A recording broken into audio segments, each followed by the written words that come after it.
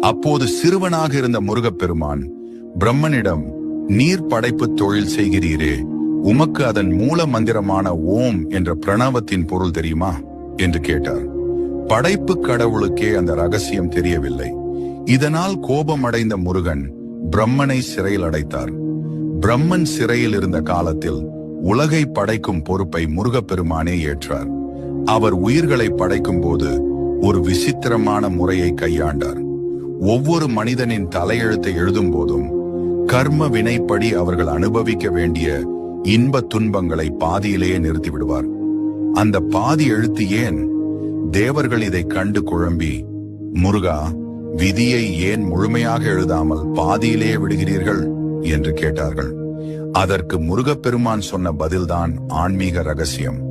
நான் விதியை முழுமையாக எழுதிவிட்டால் அந்த விதிக்கு நானே கட்டுப்பட வேண்டி வரும்.